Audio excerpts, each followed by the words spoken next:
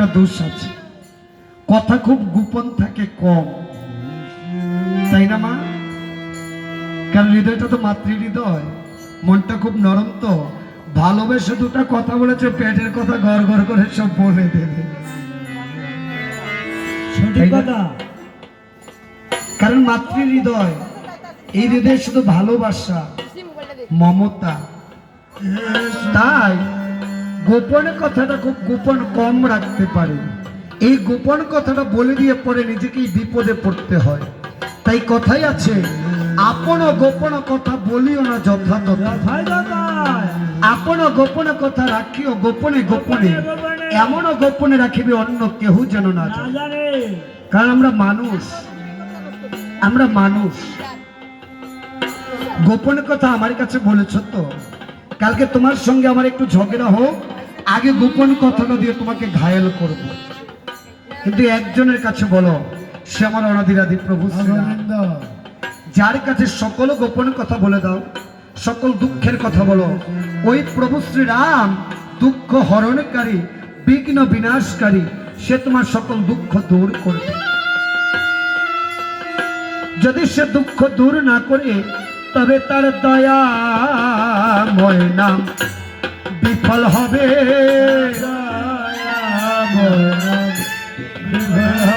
ও তোমার দয়াময় নাম বিফল হবে।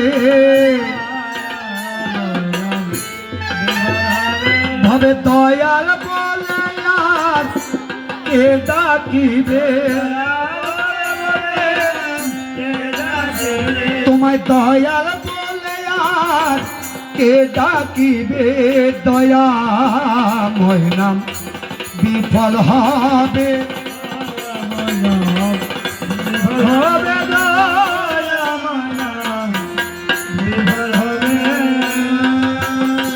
আমার জীবের তার লাগে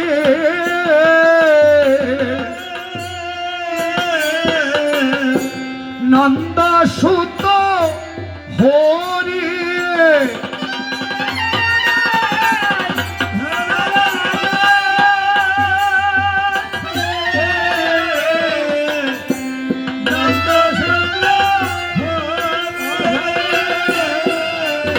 ওগো ভুবনেতে প্রকাশিলা মানব রূপ ধরি,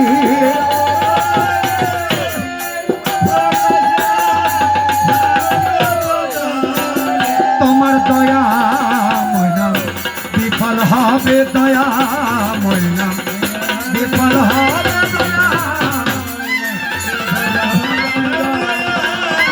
রাধে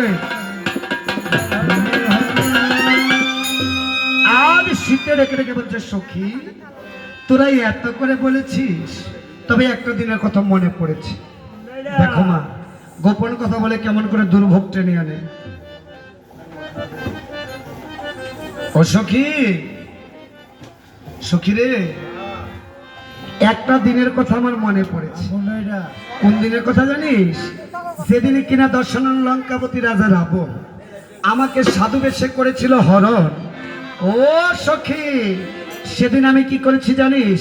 জলের মধ্যে রাবণের ছায়াখানি একটু দেখেছিলাম। যেদিনে কিনা রাবণ আমার চুলের মুষ্টিবদ্ধ করে নিয়ে গিয়েছিল আমাকে পুষ্পক রথে চড়িয়ে, সেদিন আমি জলের মধ্যে রাবণের ছায়াখানি দেখেছিলাম। ও বাবা, রাবণী কিন্তু সীতার চুলের কেশের মুষ্টিবদ্ধ করাতেই চিরজীবনের কারণে লক্ষ্মী ছাড়া হয়েছে। কারণ নারীদের চুলের এই স্থানে থাকে মা লক্ষ্মীর বসবাস। তাই যদি কোনো পুরুষ কখনো নারীদের কেশের এই অগ্রভাগে ধরে কখনো আঘাত করে, সে জীবনের জন্য লক্ষ্মী ছাড়া হয়ে যায়। তাই আজ এত করে যখন বলছিস, তোদের কি আমরা একটু সেই ছবিখানা এঁকে দেখাচ্ছি। মাগো, একটা কথা কি জানো, জগতে এত এত রূপ থাকতে রাবণী কেন সাধু বেশে সীতাকে হরণ করতে গেল? এটা কি মা সাধুদের একটা কলঙ্ক দিয়ে গেল না? রাবণী কেন সাধু বেশে সীতাকে হরণ করেছে জানো? ওই যে রাবণ একটা কথা বলেছিল, ওই আমি সাধে কি হরেছি শীতে, আমি সাধে কি হরেছি শীতে,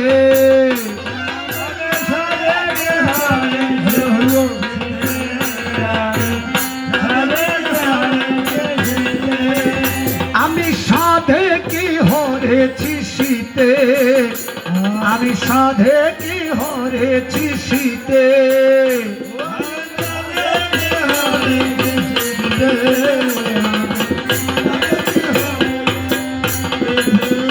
সীতা হাসিতে হাসিতে ভাসিতে ভাসিতে,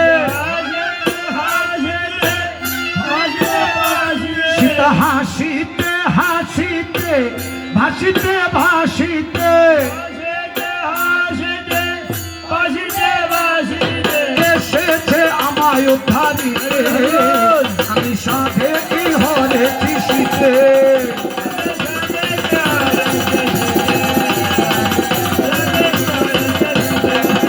যেমন এক লঙ্কা হতে যাব বৈকুণ্ঠেতে,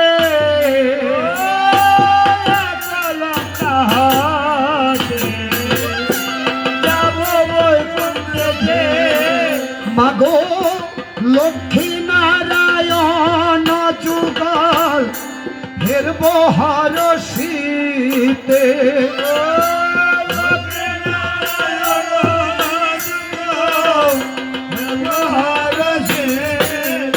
আমি সাধে কি হরেছি শীতে, আমি সাধে কি হরেছি শীতে,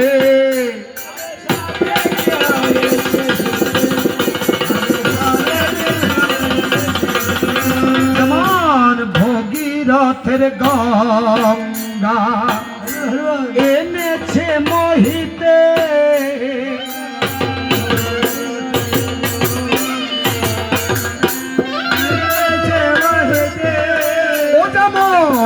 ভগীরথের গঙ্গা এনেছে মোহিতে, ভগীরথের গঙ্গা এনেছে মোহিতে, ও বলি তেমনি রামে সীতায় আমি এনেছি লঙ্কাতে,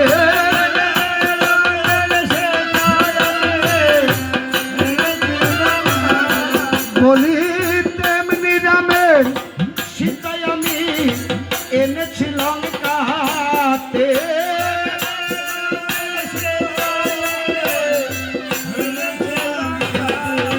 আমি সাধে কি হরেছি শীতে, আমি সাধে কি হরেছি শীতে,